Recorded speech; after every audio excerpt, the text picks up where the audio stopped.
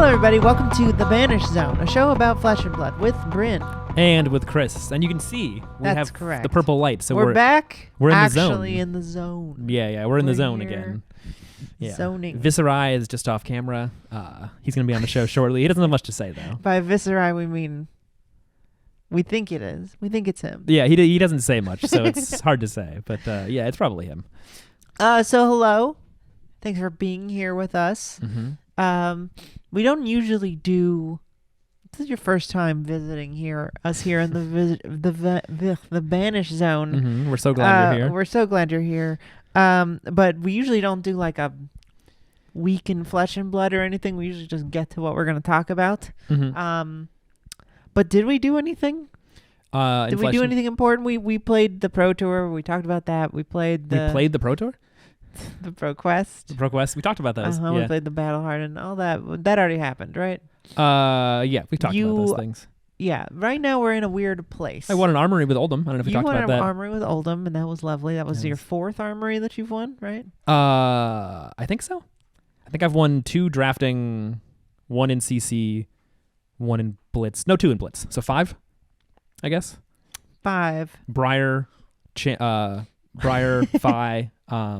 Yeah, something like 4th or 5th. Yeah, 4 or 5 or something. So that's fun. We're in a weird counting? place right now because I feel like the meta is like nonsensical or I guess like irrelevant to me because I am not playing in any, like I'm not going to Auckland. You know what I mean? Like, yeah. For me, an American, there's no organized play for me to really be excited about or care about. So I'm not practicing right now. Mm-hmm. It's also a little bit irrelevant because it's going to hopefully change a lot as soon as Outsiders comes out. So it's like... Now, that's an interesting thing right? you say there. Do you want it to change it a lot? And by a lot, how much do you mean? I think it should change at least. What are you pretending I don't already have a microphone? I was pretending I was a reporter. Yeah. I think it would be bad if the meta didn't change at all when a new set came out. Okay, but that's kind of not going to happen, right? Like, one assumes. I mean, it hasn't happened so far with a draftable set. Like, well, but I mean, the meta changing at all. Like, what do people mean by that? Like, because I've heard what you're saying online. Yeah. I've heard other people say that online. But it's like, come on, like, Ranger will get better for sure. Little. Yeah, and whether they'll get new cards. If it moves from D to B, even if it's not S or whatever, like that changes the meta. So that's true. Yeah. So I guess what I mean is like, do people mean it would be bad if it didn't change it at all? And I mean, if Azalea and Azuria aren't the S tier heroes that are taking over the meta, and we have to change everything now. I guess it's a weird balancing. You know act. what I mean? Like, yeah, because like arguably, if by change the meta you mean like affect the S tier decks, Dynasty didn't really change the meta that much because the decks that got better were decks that were lower in the tiers and they didn't become like Rhinar did not win a Battle Hardened after Dynasty came out. Azalea did not win a Battle Hardened with aim counters. Kano hasn't really won anything, even though he got more cards. But Lexi got a little better. Mm-hmm. Dash became, I think, an S tier hero, even though she didn't win one. But That's she true. won a lot of Pro Quests. She's good. Yeah, she won Pro Quests. I think Pulse Wave Harpoon and Crankshaft and like a new focus on hyper drivers or whatever. Like it changed the meta, and I think people are being a little uncharitable. Mm-hmm. Like Brendan posted that tweet that was like, "Is Dynasty the least impactful?" Mm-hmm. And I don't think he was trying to be like negative. It was just like an assessment, right? Right. Like, yeah. I mean, compared to Everfest, which was the last supplemental set, that had right. cracked cards in it. Well, also compared to Uprising, every set we've ever had has had at least one hero that is the best deck in the deck to beat. Mm-hmm. Since I've been in the game at the very least. Before that, I know like Monarch, Prism, and Chain became the meta. Right. Briar and Oldham became the meta. Mm-hmm. And then Starvo, Phi and Icelander. Starvo became the meta. Mm-hmm. And then Phi and Icelander. And even Dramai, like she became really good. Yeah. She became a contender for sure. Mm-hmm. So I think there's two things going on here, right? Like when people say we wanted to change the meta, they don't mean we want power creep. Mm-hmm. But at the same time, they also mean I want Icelander and Oldhim to be easily beatable. Mm. And Or I at least think- like well, like they- reasonably beatable, like by They- other. Like no, I don't think they want it to be reasonably beatable. They want I it to think be they easy? want them to not be. I don't think they want them to see them on the top tables all the time like it is. Sure. And yeah, I think yeah. that means they become A tier. Mhm. Like there's no way you're going to unseat Icelander and Oldhim Mhm. without making somebody else a new S tier.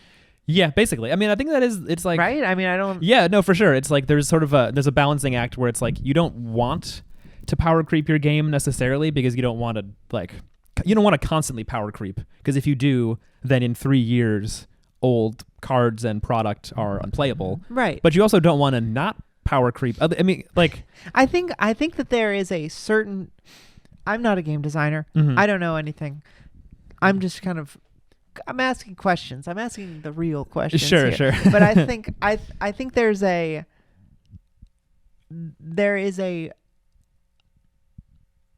stigma against the word power creep, right? Like yeah. as though it's an unintentional leveling of power Mhm. that results in play that is too combo-y, uninteractive, etc. Mm. Where it's like, That's true. That can be an element. I think that's what people, because otherwise then it's like, okay, well, I was thinking about this last night. Flesh and Blood has cleverly built in a way to just like be like, no, not power creep. Every new hero now has 50 life. Oh yeah. You know what I mean? Like if games are going too short, then Mhm. that power creep can scale. So it's not Yeah, really yeah. power creep if everyone's doing 30 damage on turn 1. They can just make heroes that have more life, I guess. That's Like true. Or they could just make older heroes have more life. Be like anyone who was printed before X set now has 10 more life. and I'm not or saying something. that's a good solution, but it is a scalable solution that they've kind of built into the game. It's where very like, available. Yeah. you know, like most games are like everyone starts with this Mm-hmm. amount, but it's like May- they've maybe the defined new- it as like every character can be different. Like, Yeah. Icelander doesn't have 40 life. Mm-hmm. Maybe the new chain or, Shadow Runeblade, whether or not it's chain, will have less life. Maybe they'll be I like, feel like he should have less something. he should have less. Yeah, it's like I never If actually thought that's his about hero power. Yeah, balancing by life, but you could give chain 30 life instead of 40 and then see like how strong is he. Right, you can do a lot of things. And Yeah. I just think that power creep as a concept that is like something to avoid all of the time Mm-hmm.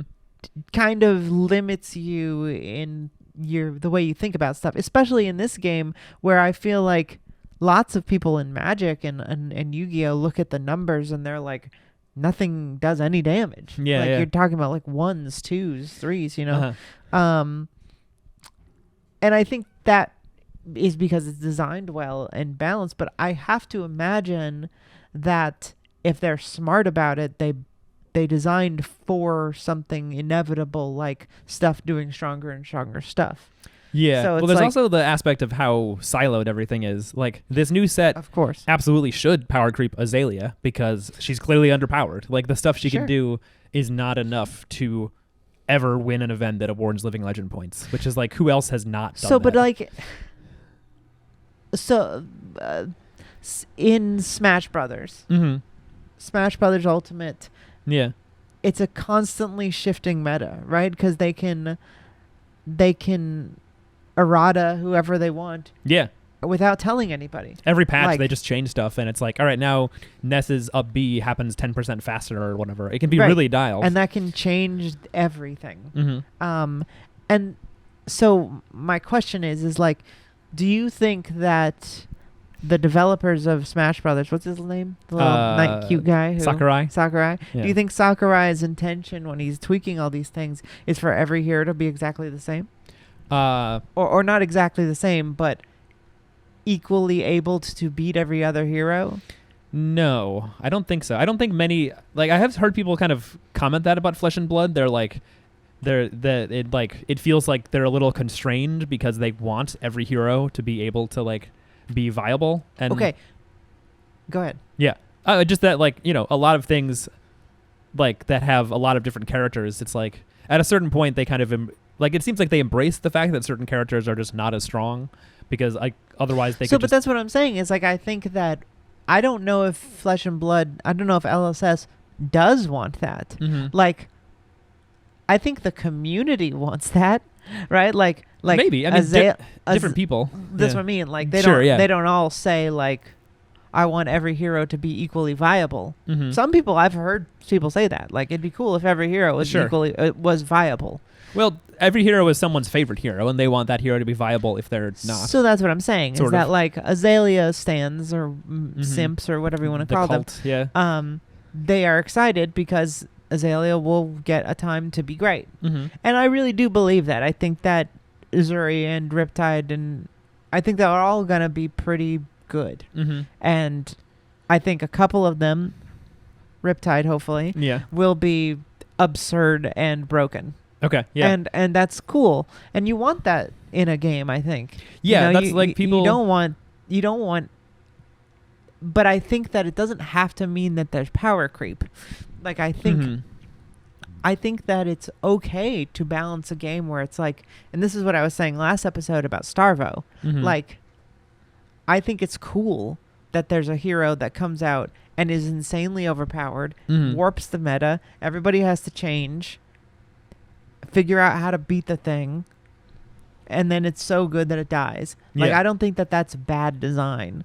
I think because everyone says that's what they want. They say, I want the meta to warp. I want to solve a new meta. I want to be able to play new heroes. And so being like, okay, we just made a hero that fucking eliminates Dash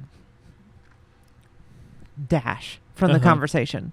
Like, Dash people are going to be mad. Yeah. But that doesn't matter because the people who love the new hero are going to be hooraying. Yeah. And so I think that you can't have it both ways unless you're insisting that every hero is equally viable. And I don't think that anybody actually wants that, especially when we had a meta that was so open that everyone was complaining. I think different people would be upset in different ways. I mean, because the interesting thing about this meta is like, remember, I think we talked about this, that Hayden on Arsenal Pass Brendan was like, everyone said this meta was so open, and Hayden was like, those people are delusional. Like, it wasn't open. And it's like, we kind of are seeing it borne out that like Oldhim and Iyslander were really, really strong. So strong that even after getting nerfed, they could still be most of the top 8 at the calling indie. So it's like, right. But so I think that's maybe when people say open, they just mean like, you can bring your deck and it doesn't feel like it gets deleted. Where I think if you loved Katsu or Dorinthia, and you showed up to an event that was half star of the show, it was just like, oh, I fucking get crushed. Oh, look, Starvo again. I get crushed by Crown of Seeds and Rampart and like, you know what I mean? So it was like feeling like you had 0% chance versus like, I don't think Dorinthia into Oldhim is very good at all. Like, I think it's one of the worst matchups, and it like probably sucks to play. And even if you're really good, you'll still get ground out by Oldhim. But I think it is like winnable enough that, Oldhim lost Pulse and lost some of his crazy explosive power level, that people are like, I can show up and I practice against Oldhim, so you have to be really good to beat me, or I practice against Iyslander. Right. So I feel like it's not so much like open in the sense that like any hero can win an event, but open in the sense that if you want to play a hero, you can, and you can do well. You can be Levi and make day 2 at a calling with Azalea. Right. If you're a fantastic player and you want to play on Ascension 20, you have a slim chance of getting to top 8. Yeah, you'll only lose to really good players, which eventually you'll run into, or to really good decks that are bad matchups for you. Right. And I think that that's cool, and I think that's really what people should be striving for, not trying to keep some, I think, unreasonable balance of like, let's make everybody who wants to play Levia able to win a calling, or like, it doesn't really make any sense to me. I think it would just end up being too boring if everyone was like exactly balanced. Like, it would end up feeling like chess, where it was like every deck was like a known quantity. I don't know. It's like a card game, a collectible card game with different decks you can build is like way too complex to really be. It's like do you think that it is even? That's what I'm saying. I don't think it's really possible to balance to the point where it's like everybody has a equal chance Mhm. in every matchup. It's just not possible. Yeah. And I don't. And if it was, and I'm thinking about it in Smash Brothers terms, like if it was everybody had exactly the same power level, it wouldn't be fun. Yeah. Well, it's Or like if it was all balanced to like equal out, where it's like he's slow but he does a little more damage, and he's fast but he does a little less damage. they would just start feeling the same. It would start feeling like no deck was different. And I think that is a thing Right, that it's exactly. like broken stuff is a thing that you want like a little. It's like spicy food. It's like if you just at a certain point it's like pepper spray or it's like going on hot ones. It's way too much, and most people are like, this is too much. This is too much. But if you have no spice, then people are like, this is kind of boring. Maybe just a little bit of pain. Like I think a little dash of broken stuff in a card game. Exactly. When sometimes like the fact that you a little dash of Limp Bizkit's break stuff is as a treat. people want to be able to do crazy combos where they're like, if this hits, I draw 2 cards. Now I draw 2 more cards. Like, Because if you can't pull that off, why are you playing? yeah.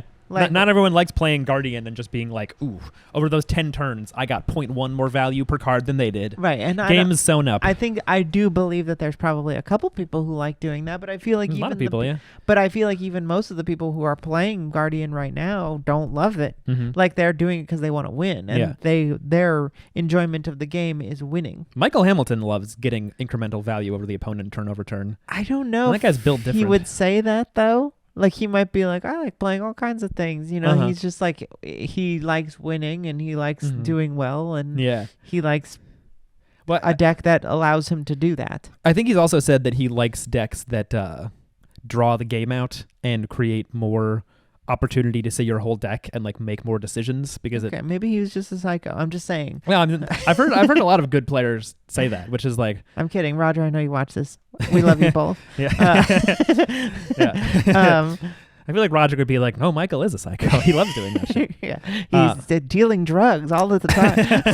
That was so funny when Roger was saying Michael was when he was like talking up the Yeah, we value. don't have to recap Sorry, other people's podcasts. It was funny, right? No free ads. No, we can have free ads. Watch Manor Podcast. I'm just Subscribe saying to you their don't have to Patreon. requote the show. All right, fine. Anyway, in yes, in the game there are people who like different things, Mm-hmm. and I like.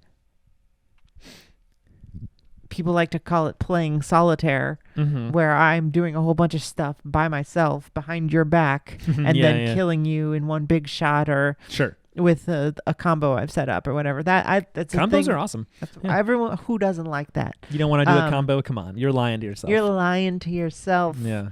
But I think that there are lots of other things. Like I like lying. I like, Mm-hmm. being deceptive.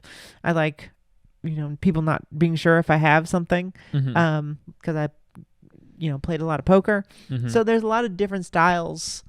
And I'm excited to try for Assassin to be good in case that's something I like. oh yeah, maybe I didn't actually Um, think about that aspect of like how you might like trap Riptide because it'll be like, do I have the trap? What do you think? Right. That's a big part of why I'm excited about Riptide. You want to ruin people's days as a I big would love to ruin a man's day. big green Uh, guy who's not Reinar. But that's what I'm saying, is that I think that there's lots of different styles, but not all of them can be viable at once. What's Yeah. great about Flesh and Blood is they have a really good turnaround on like 1 year. It's going to be this kind of thing. Mhm. The next year, it's going to be this kind of thing. And it doesn't necessarily mean that we're like unreversibly power creeping. Uh-huh. It just means that like certain heroes are targeting other heroes. And so it like pushes them out of the meta. Yeah, and I have a feeling also that it's just like as we get bigger card pools for classes and like It's going to happen less and less. yeah, like maybe I don't know. I think it would be. I'd be excited for every new class. Like, don't get me wrong. If they announce Alchemist is coming later this year or whatever, Cleric, Sure. I'll be like, oh, sick! I can't wait to see a Cleric in this game. But like the way that dropping Assassin in Dynasty ended up working, where it just like didn't quite feel complete or like playable enough to like do much of anything in against other decks. I feel like what they really need to do is like flesh out every class they already have. And like I'm hopeful that outsiders will feel that way, where it's like it won't really feel like Katsu and Azalea and Riptide and Uzuri become like the best decks, but they'll just become a lot better because they get more cards. Because like it's often I just hope Riptide becomes Starvo. Like, That'd and be- this is what I'm saying, is that I think that people I don't know if people are bracing themselves or wanting that, Mhm. because I think that's what you should be wanting. Like, I think you need to be wanting somebody who's like, Icelander, you have no chance. Yeah. Like, no. Like, fuck you. Mhm. Like, if you want the meta to be shaken up, Icelander and Oldhim need to be basically irrelevant Mhm. for a while. I don't really see how else you do it. Yeah. Like, how else do you, like, stop ice? Mhm. And I think the way you stop ice is being like, we do our shit anyway. Yeah. That's not powerful enough. Mhm. Or it's not the right, it's just a bad matchup for you. Yeah. You know, because Oldhim has, like, a bad matchup, right? Prism. Yeah. Well, Prism was a horrible matchup. Okay. Currently, Iris Dromai. And why? Because Oldhim doesn't have many action points. He basically has one every turn. Right. He doesn't really have any like small attacks because Spectra doesn't care how big or small the attack is Okay. to like So clear something. how do you get auras off of Oldhim? Like if you're Oldhim, how do you clear him? Send a hammer at one a turn and then do nothing else. I know, basically. but you can't target these Auras? these new auras. Oh, you're saying these auras. Oh, Mhm. well, you can pay for them or Not always. yeah. Not frailty. Interesting. Yeah, but Frailty is less. I feel like less good against Oldhim because he's not playing attacks out of his arsenal that much. I don't know. I feel like the new stuff feels like it's targeting go wide decks more than go tall decks. Sure. But yeah, I don't know. I mean, like, And maybe Oldhim and Icelander will go away because it's just a better version. Like maybe Riptide will just be a better control deck. a better defensive You know, deck. Yeah, I don't really know. I'm just saying, like, Sure, I yeah. feel like anything's possible. I feel like these heroes are going to have to be pretty specifically targeted if the meta is going to change. Mhm. I think that people will be annoyed if Pro Tour Baltimore comes and the top 8 is 4 Icelander, 4 Oldhim. Yeah. Like, people will be like, this sucks. And rightly so. Yeah. And I think that if you would feel that way, you have to be ready to love the bomb. Like, you Yeah. have to be ready to, like, love Riptide. I'm just saying, it could be Uzuri or Azalea or just whoever. Nukatsu. Well, also, Right. you have to remember that the Pro Tour is a mixed format, so it's like you're less able to just be like, I'm the master at this Fatigue Oldhim deck and I'm going to win every round. Sure. Because you got to win draft too. I mean, that's a factor. Okay, That I'm just saying. But like, no, I know what you're saying. If Michael Hamilton Mm-hmm. can learn Outsiders Mm-hmm. and be like, ooh, I like this, and then win all of his things, and then still win on Icelander, Mm-hmm. people are going to be a little pissed. I think Michael Hamilton is still going to have a good shot no matter what it is. But, like, if he doesn't have to be like, oh, clearly I'm changing to X new hero because it's, like, way more, like, efficient. Mm-hmm. I think people would rightly be a little annoyed. And I Interesting. think you're going to have to accept that a new hero kind of being a little overpowered, or at least attacking specifically Mm-hmm. those heroes and being a little dominant is good. Yeah. That's all I'm saying. For sure. Yeah. I mean, that also might just be the consequence of a eternal format game. Like, maybe sometimes sets will come out and those heroes will become good and even great, but not the best decks. Like, that's definitely not a goal I want them to be aiming for, like, every single time. What? That a new set should contain the best deck. A new draft set should have the best hero in it. Because then Why? Because if you keep doing that, then that's how you get power creep. But this is what I'm saying. I don't think that's true in this game No? because they can just take away the stuff. Hmm. And the heroes go away. Well, sure, that's the thing too. Is like Icelander will go away eventually. Like the tide shifts back in. Mm-hmm. Like Starvo, you could argue, was power creep, Mm-hmm. but it's gone now. Yeah. And that creep sucked back into the Zerg rush or whatever. What do they call that Zerg stuff? Oh, I don't know. Zerg. You know what? Yeah, StarCraft 2. Oh, I never played that. Or StarCraft 1 Mm-hmm. for that Yeah. matter. But the I can't remember what that stuff is called. But I'm just saying whatever is creeping in creeped back out. It got cut off. Yeah. And so I don't think that the game works the same way. People are afraid of this like concept of like Yu-Gi-Oh becoming like every game lasts one turn. Yeah. But yeah. that exact version of whatever it is is going to go away. So Mhm. so I don't think that you can really make the argument that it's going to lead to something in general where everything's too powerful. That's true. It can be strong, and then I like because I think if Chain was still legal, Chain would be the best deck right now by far. Of course. Right? So it's like A Chain against Icelander? yeah, probably. You tough. got a 4-card hand. They banned Hypothermia, so full Hypothermia would have been really good against Chain. You got a 4-card hand full of pitch, and then 3 cards in your banish zone that you can play. Yeah. Like, what? What if they play Blizzard though, and you have to pay 3 more resources? Oh no! Why not Blizzard? Oh no! Yeah, it is. I was actually thinking about this recently. Do you remember when Prism hit Living Legend? Like how it happened? No. I don't exactly. I want to say it was during the calling that was at Pro Tour Lille. There's usually a calling that's happening at the same time as a Pro Tour. Okay. I think the finals of that event were Prism versus Briar. And if Briar won, she would have hit Living Legend.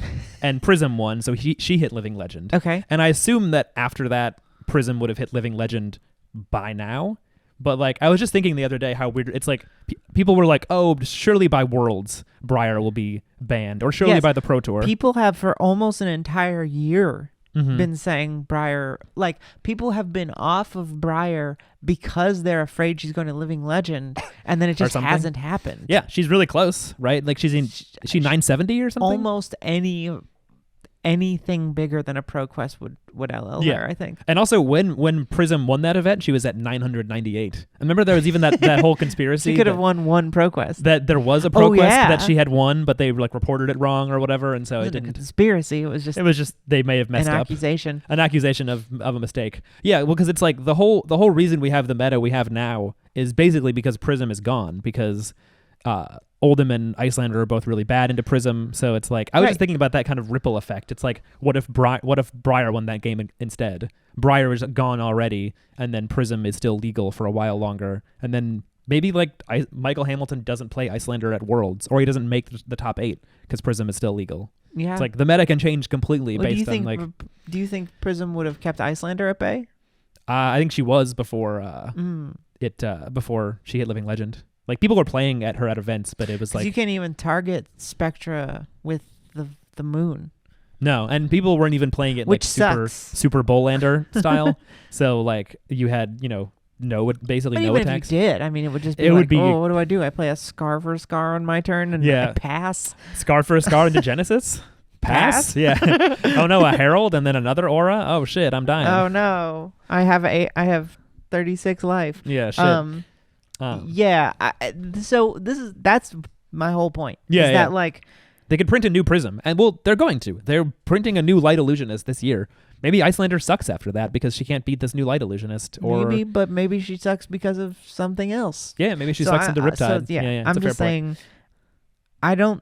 I think that I do want it to happen every time. Like Mhm. I do want Fair there enough. to be at least one hero every set that changes the meta, so where we're gonna see 2 of them in the top 8, Mm-hmm. and not just because everyone's playing them, But because they're but because just that they're good. fucking good and they target the previous meta. That's Mhm. that's how you want it to be. Yeah. You want to be like, all right, what kind of crazy thing am I doing now? Yeah. You don't want to just play Oldhim for 3 years. Yeah. Would that be fun? It's crazy I don't know. that- Is that what people want? Oldham's still only at 668. Tell me in the comments. Yeah, yeah. Tell me I'm wrong. Tell me I'm wrong. I think I'm right. Yeah, I don't know. I think you're right. I mean, I see your point. Briar's at 964, so she's like getting there, but not yet. Not yet. 964. That's not even that close.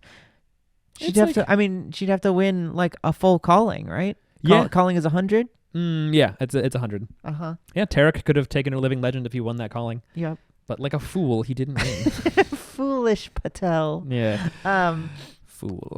So with all that to say, Should we talk about some new Riptide cards? Let's look at the cards that we got. Yeah. So there's 2 things, big news. Mm-hmm. The first one is watch your step. Mm-hmm. Um, A little cheeky article by Mr. James White. Mr. White, Jimmy Blanco, is Who coined that name? Was it Tommy I Fresh? think Tommy said that. That I'm seems not like, really that sure. seems like Tommy. Could have been Flake too. Jimmy Blanco. But Could have been Flake too. They're like the- the same guy or whatever. Yeah, kinda. One's from Jersey and one's from Canada. It's called Watch Your Step, and it's not long. Maybe I'll just read it. Yeah. When designing Outsiders, we wanted to revisit traps to differentiate the two Rangers that feature in the product. And also because they offer a natural shared flavor that sits well within the Assassin Ranger hybrid cards. Mhm. Now that's important, and we'll come Yeah. back to it. Setting traps. But historically, there have only been Ranger traps. Mm-hmm. Arachne got no traps in Dynasty, Right. but I feel like that's pretty much a confirmation that there will be Assassin Ranger traps, right? You think so? I just read it as like it's the shared flavor, meaning like there's a crossover where it's like it makes sense that this card is an Assassin and Ranger card because it kind of reminds me of a trap, but it also kind of reminds me of this Assassin card. What? They don't know. offer a natural shared flavor that sits well within the Assassin Ranger hybrid cards. You think that's implying I feel like that means there's going to be Assassin Ranger traps. it could mean that a natural shared flavor that sits well What else within, what else could it mean? sits well within, like among them. It doesn't say as one of them. I don't know. To me, I read Well, it as like then wouldn't he just say it sits well in Outsiders? or Or why not Assassin Ninja cards? yeah, maybe there's gonna be traps. I certainly wouldn't be surprised. I'm just saying that's not what I read it as. Interesting. I don't know. I read it as like it will sort of make sense that assassins and rangers like have some crossover, and there's things in one class that remind you of the other class. Like, What would remind you of traps in Assassin? well, both classes Specifically hybrid cards. ranger, assassin, ranger hybrid cards. It's like remind you? I don't know. It sounds like there's going to be Assassin Ranger traps. I hope so.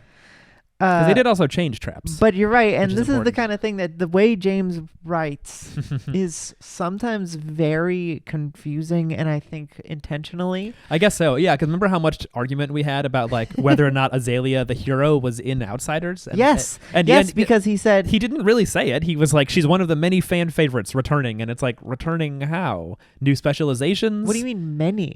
Many. And I mean, he literally meant, and this is what I was saying. I was Yeah. like, I think it means they're just in the set. Yeah, yeah. But I was also like, it could mean it isn't. It was kind of Um, cool because he didn't just say there's several heroes being reprinted in this set. One of them is Azalea. Because There's then 3. it would be giving it away. But then when it came out, it was like that's what he fucking Right, meant. because he talks weird about it on purpose, I think. Yeah, I think so. He's I very think deliberate. this kind of stuff Yeah, you're right. is you're like right. just enough denial, like Mhm. Yeah, I didn't think to about be it like, that way. there's gonna be Assassin Ranger trap cards. All right, folks, Bryn is right. No, I don't know. Shout out to Bryn from the Banished Zone.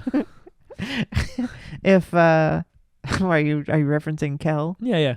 Saw your tweet. Shout out to Red Zone Rogue, Shout out to Kel from the Red Zone Rogue Zone. which I assume is him. He's in the red zone. Yeah, he's in the red zone. Come to the Vanished Zone. Hang out with us. Kel, You you make it don't all have red. to turn on the red zone. Oh, the red zone. The problem was No one knows what that means. we just couldn't get traps to Oh, a state red of zone. playability with the hardwired condition that they had to be played from Arsenal.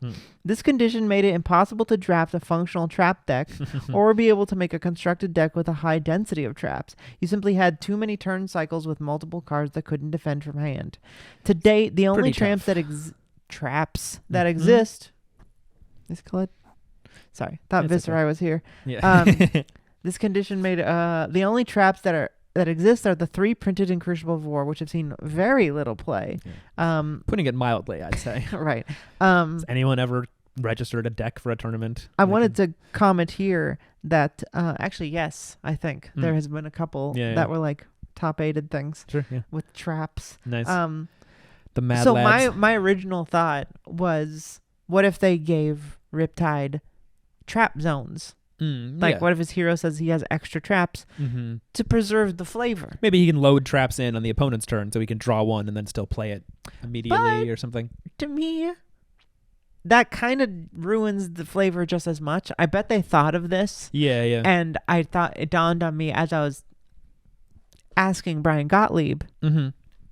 I was saying, did you try this? And I thought, well, wait a minute. If it's a trap zone and you can only put traps in it, then is that a better flavor? Is that kind of just an extra Everyone hand? knows that there's a trap there. Right. Yeah, that's so true. It's more not. sneaky that it's in your hand than Mhm. it would be a trap zone. Yeah. Or yeah.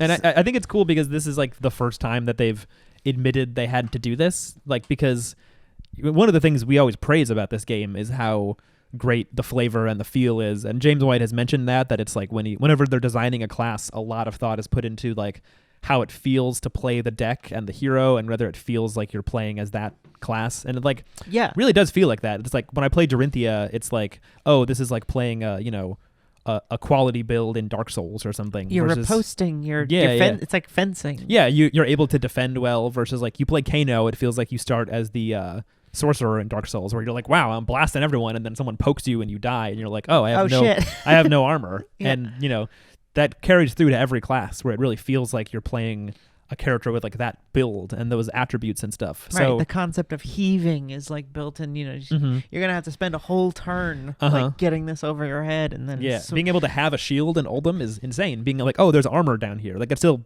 throws me off sometimes playing Oldhim because I like forget that it's just like in my weapon zone is now defense. Yeah, it's really weird. It's very well designed, and they design flavor first almost. It seems like it, yeah. And it's like traps are very flavorful and cool, and it's just they suck too bad to be worth the flavor. And it's like cool and interesting that they kind of realized that, and we're like, we can't really make them playable other than by just removing the downside that they have.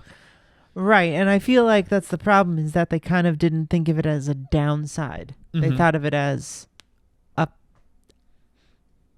just flavor. I mean, I know they knew it was like a hoop you had to jump through. Yeah. But and that's like a critique of Ranger in general that people have, is that it's like there's so many hoops to jump through that it's like it feels like I think traps that you could only play from Arsenal would have been cool if they were like 0 for 7 D-reacts. Like if they were really above rate to make up for the fact that you had to wait. So that's the thing, is that I thought that instead of doing this, they were going to, and to be clear, from now on, every trap but the 3 that came out in Crucible can be played from hand. Yeah. Unless they say otherwise, which the ones from Crucible now say. Yeah. That's the gist of the thing. Yeah. So we can continue talking. I thought that the ones in Outsiders were just going to be insanely above rate. Like 0 for 6. And so another thing is that we got a pretty above rate and pretty insane card. It's not above rate. It's actually below rate in terms of just the defense.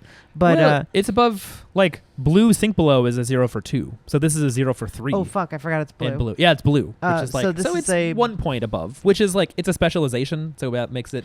Let me just finish the thing. Sorry. March Armory No. March Armory Kit includes a tuck box, which 36 original traps. What they call those little boxes that they send. I read that and I was like, what the hell? Is this some kind of like weird like New Zealand slang that no one else knows what the hell you're talking about? It's a box of cards. Yeah, you tuck the little thing in. Little flap. Yeah, a tuck box. A tuck box. And it's going to have 36 copies of the original 3 traps: Tripwire Trap, Pitfall Trap, Rockslide Trap. Isn't that cool? We've been opening Crew lately, like fools being like, oh, hey, a new trap. Better, maybe this will be good. This could be good. So these updated trap cards can be distributed at the discretion of the stores who receive them. We do expect the original traps to be relevant after release of Outsiders, alongside a few other little surprises Riptide has been working on. Watch your step. That's interesting. Just the fact that they think that these cards, which they're like, so we realized that they sucked so bad we had to change the entire way they worked.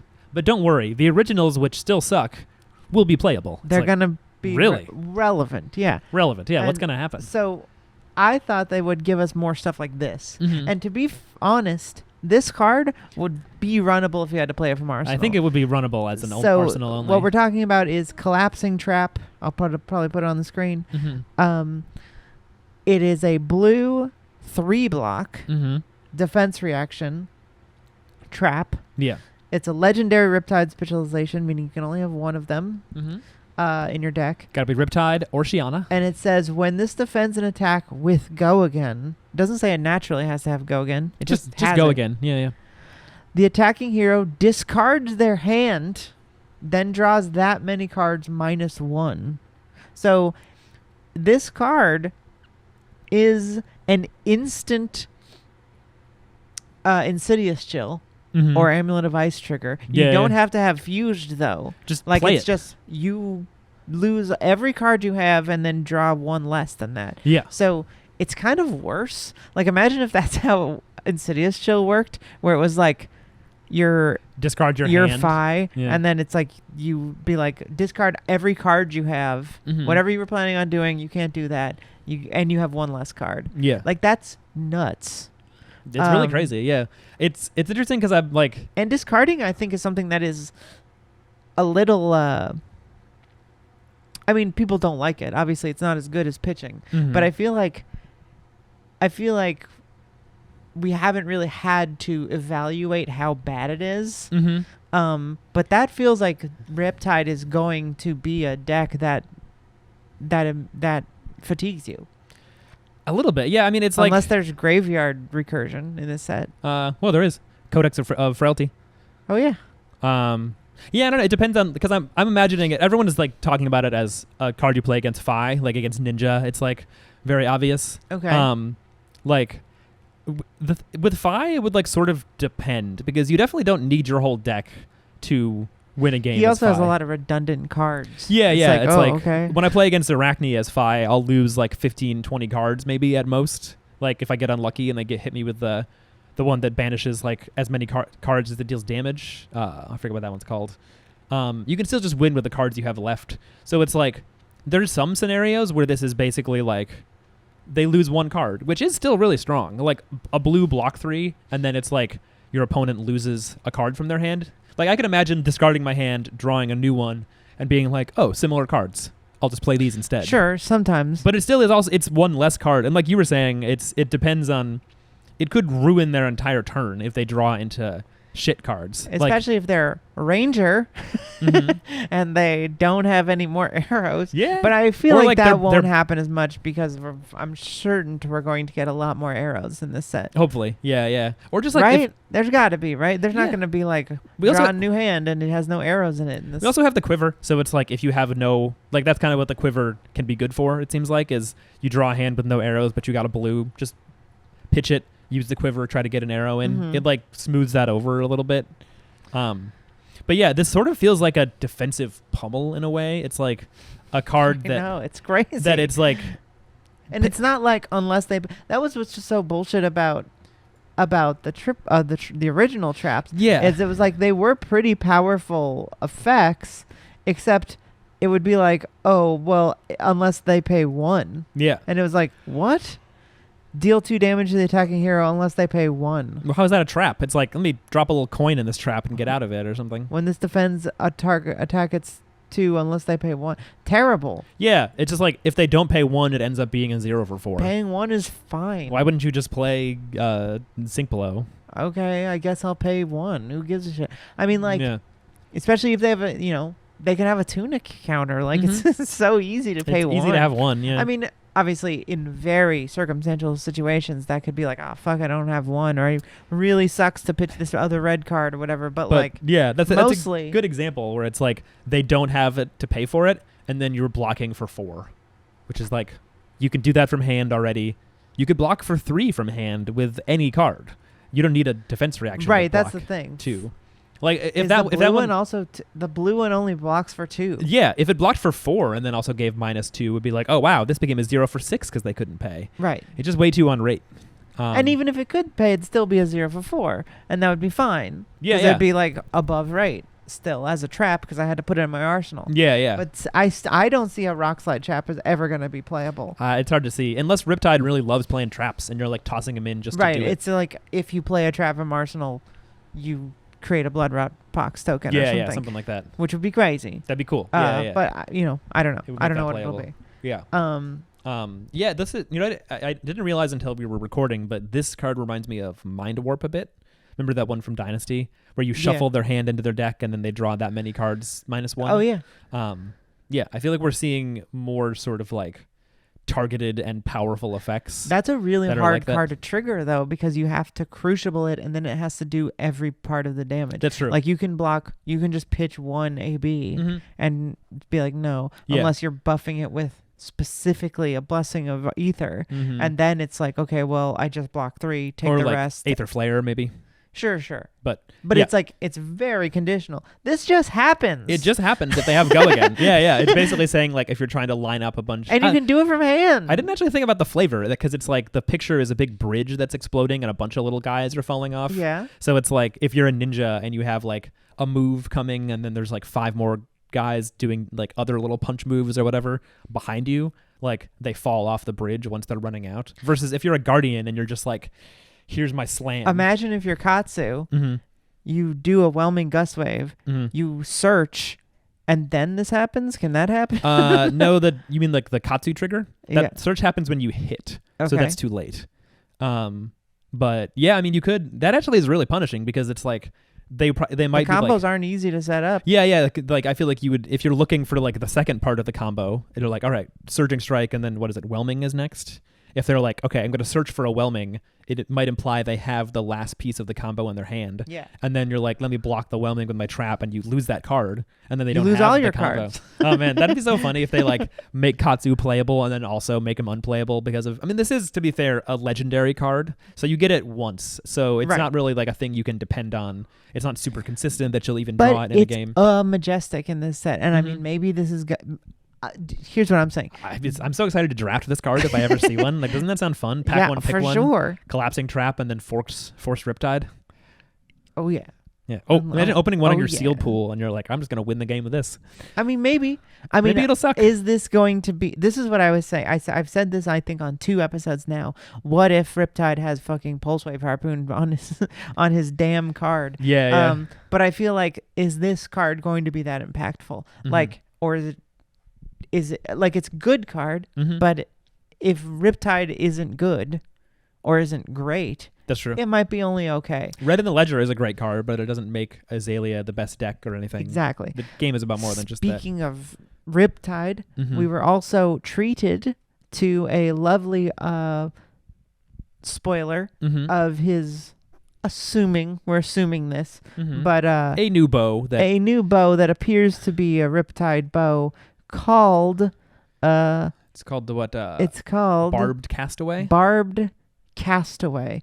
I mean, look at that. That's Riptide as hell. It's all It looks like it's on like a sloshy, wet Like wooden floor, dock, yeah, or like ship floor. floating a little, and it looks like the one that he has on his back, maybe, a little bit. I can't really tell. It kind of looks like the one that's on his back, and also it's called the Castaway. Like, Right. and He's a kind fish guy. Yeah, he's a big time fish guy. So it looks like it's probably for him. It's probably it is probably a token bow from the set. That's true. That we have the promo cleverly, so we don't actually know if it's a token or Right. I majestic or whatever. personally, people have been saying there's going to be one token. Mm-hmm. I think there will probably be 2 Hell yeah. Who knows For- what it's going to be like? for each hero. Like, I think there'll probably be 6 token weapons. Yeah, I have no clue because it's a multi-hero for a class. They've never done that before in any way. Right. And I also kind of find it hard to believe that there will be Kadachis again. That one's weird too. Kadachi. Everyone is assuming that it's Katsu, Mhm. and so we're going to have Kadachis for the ninjas. We're going to Mhm. have Death Dealer for the tokens for Azalea, Mhm. and we're going to have, whatever. And I just don't think Spider's so. Bite. Yeah. I don't even know if I think there's going to be Spider's Bite. Yeah, Like, I'm curious how they're gonna handle it. I don't think that any of this is set in stone here. Yeah, Um, because it's for limited, so they could just print like a sort of worse version of Kadachis or something. I don't. It's here's weird. the thing, though. I don't know if they're gonna You have to remember, Uprising had 3 token weapons, and that's it. Mm-hmm. Which I gotta say, I did like that. I feel like Majestic Weapons has been a weird design spot for them, and it almost feels like they end up making the Majestic Weapons too overstated. I mean, one of them was one of the only cards they've literally had to ban before the set came out in Duskblade. And also Winter's Wail. Yeah. That's 2 Majestic Weapons they had to ban, and it feels And like everyone has been like, oh, yeah. right, like that, like, and it's also just like I feel like the flavor isn't fun when Titan's Fist is just like a strictly worse Winter's Wail. It's like if you fulfill the condition, it hits for 4 the way Winter's Wail always does. Because Right. Titan's Fist feels like it's actually statted as a one-handed weapon, And then Winter's Yeah. Wail is like, this is two-handed, but he can hold a shield, so it's one-handed. Like, I don't know. It's just weird. Cause I feel like they don't want to make them too weak for draft. They didn't want to give Oldhim a hammer that hit for 2 for draft. Yes. And then, Winter's Wail hits for 3. So I don't know. Personally, I really liked the way that the Emberblade and the Waning Moon were like balanced to be good in draft and also good in constructed. They're very strong. Like, you could argue that Waning Moon is like too strong if you wanted. I think I would disagree, but it's like the 3 every turn on your opponent's turn can get really oppressive and powerful. It's like part of what makes her so good. Yeah, my initial take on this, let's just read it real quick. Mm-hmm. It says, once per turn instant for 1 resource, you may put an arrow card from your hand face up into your arsenal. So just Then, once per turn instant for 1 resource, you may turn a face down arrow in your arsenal face up. If you do, put an aim counter on it. mm-hmm. Do we have any arrow that uses aim counters yet? What do you mean? We got a few in Dynasty. Okay, tell me what they are. What do I mean? Sorry. I don't play a ranger. You don't play Ranger. There is Drill Shot, which if it has an aim counter, it has Piercing 1. There's one called, I think it's called, I forget what it's called, but it gets +2 if it gets an aim counter. It's like Deadeye? I think Deadeye is the pump. Deadeye Okay. gives it +3, and if it has an aim counter, when it hits, you look at their hand and they discard a card. You like choose a card and they discard it. Oof. It's really good effect. It's just not If it hits. if it hits. Yeah. Hemorrhage Bore makes it so if you have an aim counter, you destroy a card in their arsenal. It becomes like a mini. Wait, that's the one with the guy going like, ah. Yeah. It shot through his like head and arm and hand. That's from Dynasty? Mhm. Oh, wow. Okay. Yeah. It does kind of. It looks a lot like Headshot and Yeah. It looks those like ones. it looks like arcane art. I didn't mean to Um, belittle your Ranger knowledge. Well, I mean, don't know. I don't know what I'm talking about. It's a fair question because it's like the only one that's really seen play is Drill Shot, and that's because it has a good effect without needing an aim counter. Because Right. Drill Shot puts a -1 counter on their armor if it hits, and then if you have an aim counter, it has Piercing 1. So it gives their armor -1 if they block. So it's a cool effect with the aim counter because it's like this kills your armor, but also makes it hard to block with armor. So give me a lot of cards from hand or a D-React or something. But yeah, it so far has seen not much play, like any of the aim counter cards. And personally, You mean aim counter bows? yeah, I think people ended up deciding that like they weren't worth running the bow because Death Dealer was really good and like the arrows there just weren't enough arrows that wanted aim counters, and like putting them on wasn't really strong enough, I think. I don't know. Now I here's the didn't play it. question: what happens if you put 2 aim counters? I don't think anything. They just say if you have, I mean, at least so far. Do we think that that's a possibility? Like there could Mm. be heroes that give it aim counters like multiple times, and cards that say for each aim counter do X or whatever. Sure, that seems possible. They don't say like put an aim counter on it unless it already has one in the way the things that put them on are Right. worded. Mm-hmm. So yeah, I just like personally to me, like paying 1 to turn an arrow face down, face up, and putting an aim counter on it is like the cards that want aim counters don't really seem worth that. Like, is that worth +2 or like a hit effect where it destroys an arsenal or Piercing 1? It's like maybe, but they already have made bows that just you can load an arrow and give it +1. Right, but this is probably a draft Mm-hmm. token. Mm-hmm. So Sure. I don't know. I'm kind of two minds of it, where I keep hearing the phrase I always roast my friend Brad for saying, and Brad actually roasted me with it because I think he is like, I think this might be good. Mm-hmm. Brad said,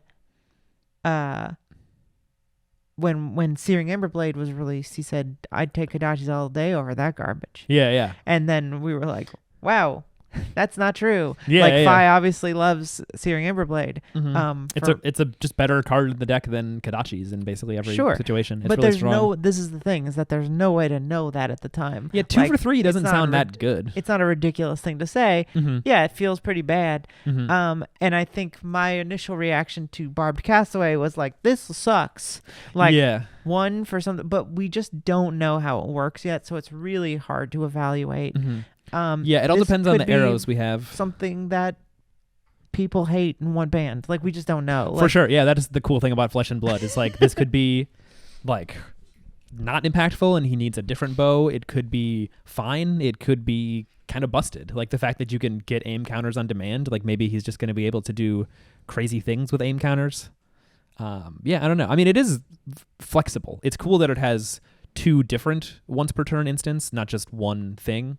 Because every other bow is basically like you can load an arrow and then you can do some kind of thing to it, or maybe you have like an effect on arrows. And this is like you can load an arrow and then shoot it, or you could flip an arrow and then aim it and shoot it. So yeah, it's interesting. Yeah, so we really don't know yet, but I'm excited to find out. I'm excited to get a little, just a smackerel of Riptide news. Yeah. Hopefully soon. The we trap see some looks stuff. awesome.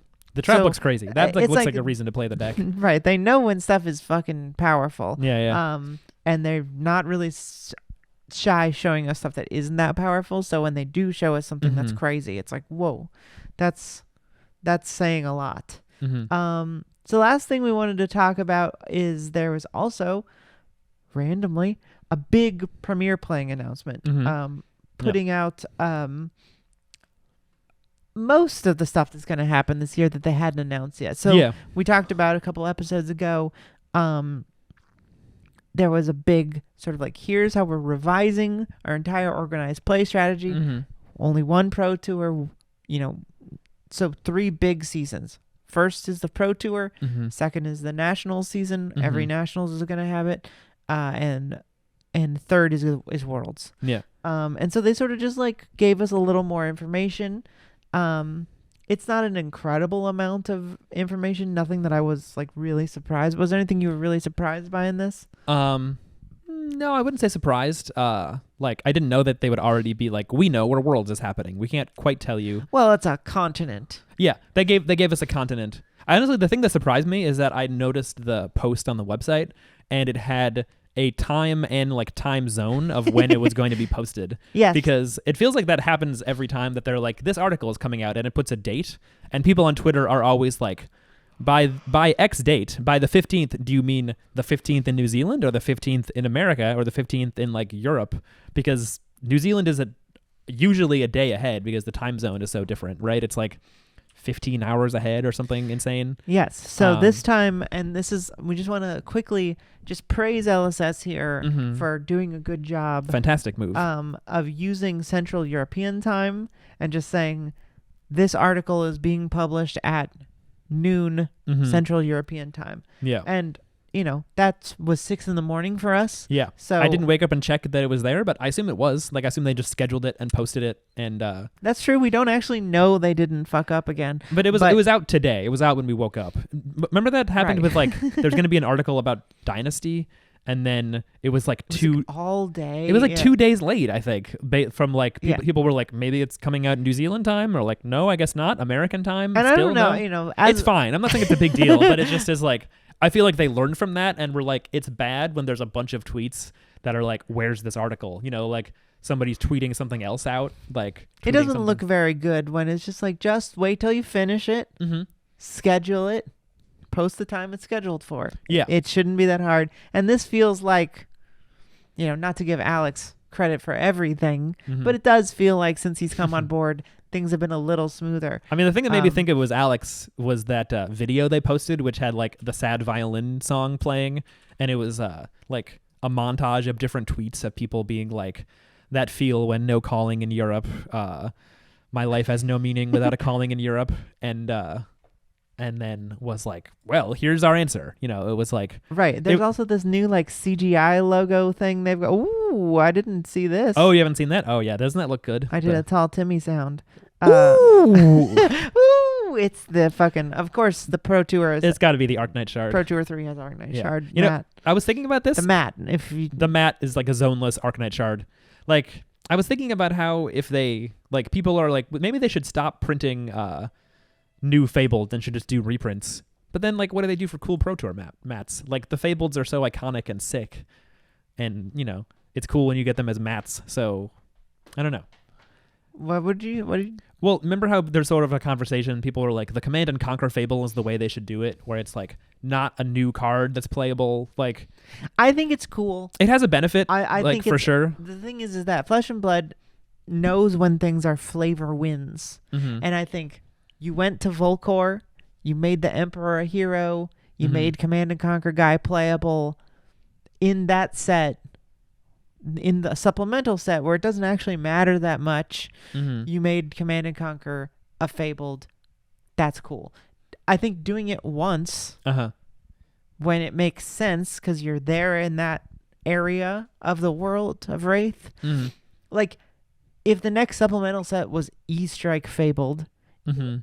and we were not there, we were like in the middle. We were like, okay, We're in so metrics here's or what I something? think, flavor-wise. Mhm. We're going to be, we're in the pits, and then the next set will be somewhere between maybe the Maw or something, where it's Okay. like some sort of waterway or and then the next draftable set will be metrics. Maybe, I don't know. I'm just saying, say that was the case, Sure, right? yeah. If that was E-Strike Fabled, that'd be stupid. Yeah. I'd be like, what is this flavor? Unless Zeus was there, whoever's on Easter Yeah, that's supposed to be for whenever we're in Solana or Aria, wherever he is. Yeah. And maybe he'll be playable. That would be the flavor they go for. I think people who are just like, cool, because it's an expensive card, and then it's like, I just don't think, it doesn't make any sense to me. Uh-huh. You've got to, they're designing around telling the story and showing, like, it will make sense when we get to, what was that, 9th set? When we get to Pro Tour 9, there'll be a cool Fabled Command and Conquer playmat for the players. It'll look sick. Yeah. And it'll look sick because it's really cool, different art. That's, like, remember when that happened? But, like, that doesn't mean every card that costs money would be Fabled. That doesn't make any sense to me. Yeah, I don't know. It's just like the idea of being like, okay, like then at a certain point they stopped being gems or locations, and now it's like the Art of War Fabled, the Enlightened Strike Fabled. It like, doesn't. It would be like weird. I don't know. I mean, following the meta like that just because it's like these cards are generic and good mhm. is not why they did it. They did it because it was Volcor and because the Emperor was the main character and he That's got true. killed and it's his card. Mhm. That's why they did it, He not couldn't because it's conquer anymore. good and cost $100.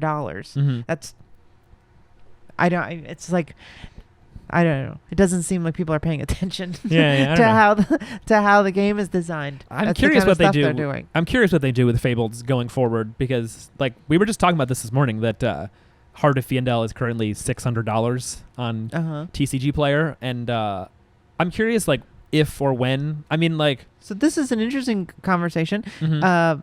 But I just want to point out is that James White has never, ever said anything about keeping cards that are rare available. No, I know. Like, I he agree. wanted the cold foil to be the Black Lotus of this game. For sure, yeah. Like, he did not want you to be able to get it. He's not like, oh, I feel bad. Like, people Yeah. have these big conversations on Twitter Mhm. about, like, well, we got to get the Fableds to players because they're he doesn't give a shit about that. That is, it's true. It's like the LSS has never said anything about that, and like they recently mentioned that they were like loath to ban Crown of Seeds, a card that you can currently get for like $60 because it's a legendary, and it would be a really like bad precedent to set, I think, to be like we're sometimes going to ban these expensive cards that you spend a lot of money to crack or to buy or whatever. So surely they will never in a million years ban a Fabled. Like, I cannot imagine them banning Heart. Absolutely not. There's no way. Why would they? I don't know. It's like they wouldn't. I don't think. Heart is not good enough to be banned. I don't think so either. It's yeah. a good card. It's definitely, if you want to win the world championship, you should probably have it in your deck. It's good, yeah. But you're playing at such high stakes. Why would you even ever complain? This is the problem, is that you have people who are like trying to win a skirmish and being like, but I can't afford the Heart. It's like, you don't need it. You can win a skirmish without the Heart. You're going to be fine. And it's like, playing at the highest levels is a different thing. And I just don't think that, I'm pretty certain that James wants there to, and LSS in general, wants cards to be rare and valuable, and like, it's part of the whole point not of the everyone TCG. literally not everyone gets to have it. That's Right. the whole point That's of a what they Fable. are. Yeah. Or And- just the cards in general. It's like not everyone gets to have a tunic unless they want to pay for it. You know, it's like if you want, there are so many games you can play for free. You can play Fortnite and never pay anything other than like for the computer or the Switch or whatever. Or you could play chess or Scrabble or like Right. poker or whatever. That's a bad example. And Poker costs money. Yeah. And what's beautiful about the game is that it's not pay to win. Like, Mhm. it's you know, That's true. you, No one you, could really. You can spend thousands of dollars on your deck and still lose because you suck and you haven't practiced. Yeah. But like, it's they are trying to strike a balance between exclusive or scarcity and rarity, and having a game that's fun to play, even if you don't want to spend $500 to play a Heart of Fyendal. I mean, it's Or, all. Spend $500 on boxes trying to open a Heart of Fyendal. It's a game with really good commons and rares too. I mean, like, and the rares are basically commons in this game. They're really easy to access. You can get one. They cost nothing. They're free, basically. Is there any rare that is like, well, I guess EPOT, Yeah. but it's like a couple bucks. Even you know, then, like, yeah, the one like the most sought after commons like Sink Below are like dollars. right, like and they'll those- reprint them forever. Yeah, they'll keep. They're in starter decks. You could get a Blitz deck and get Sink Belows with a cool little thing on it. for $10 now. Yeah.